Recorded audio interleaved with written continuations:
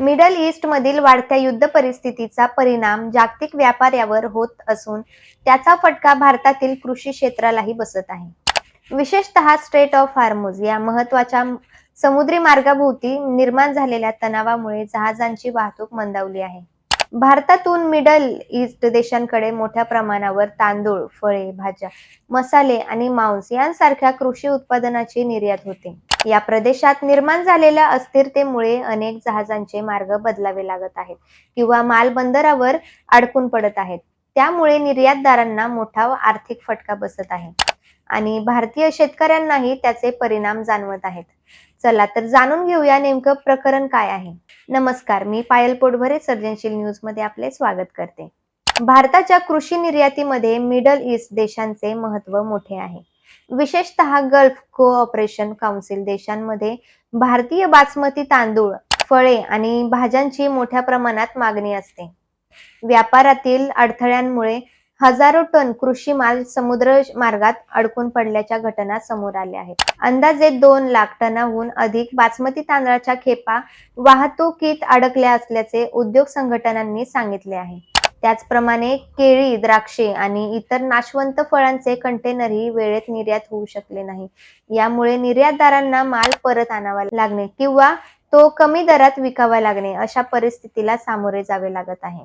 निर्यात थांबवल्यामुळे देशातील कोल्ड स्टोरेजवर मोठा ताण निर्माण झाला आहे. निर्यात होणारा माल देशातच साठवावा लागत असल्याने अनेक राज्यांमधील कोल्ड स्टोरेजची क्षमता जवळपास पूर्ण झाली आहे.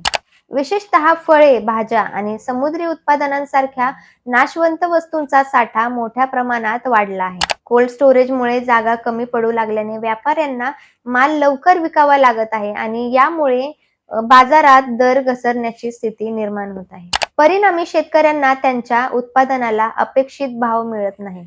या परिस्थितीचा थेट परिणाम शेतकऱ्यांच्या उत्पन्नावर होत आहे.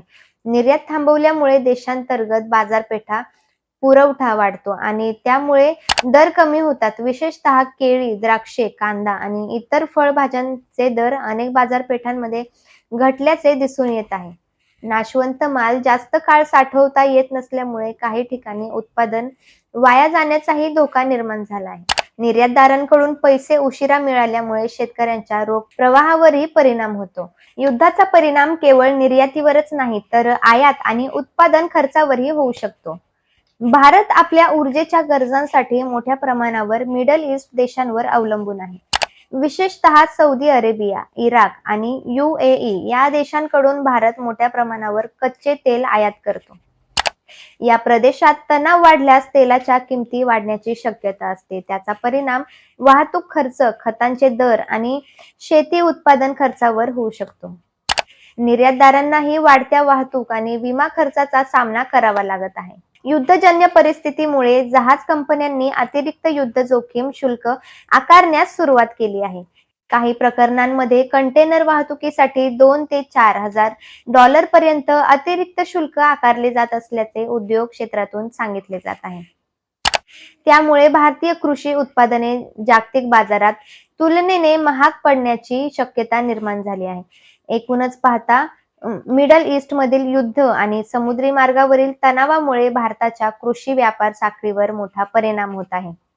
निर्यात अडकल्यामुळे कोल्ड स्टोरेजमध्ये साठा वाढणे, बाजारात दर घसरणे आणि वाहतूक खर्च वाढणे या तिन्ही गोष्टींचा परिणाम शेतकरी आणि निर्यातदारांवर होत आहे. परिस्थिती दीर्घकाळ कायम राहिल्यास भारताला नवीन निर्यात बाजारपेठा शोधण्याची आणि लॉजिस्टिक व्यवस्था अधिक मजबूत करण्याची गरज निर्माण होऊ शकते. तुम्हाला हा व्हिडिओ कसा वाटला आम्हाला कमेंटद्वारे नक्की कळवा. धन्यवाद. सर्जनशील न्यूज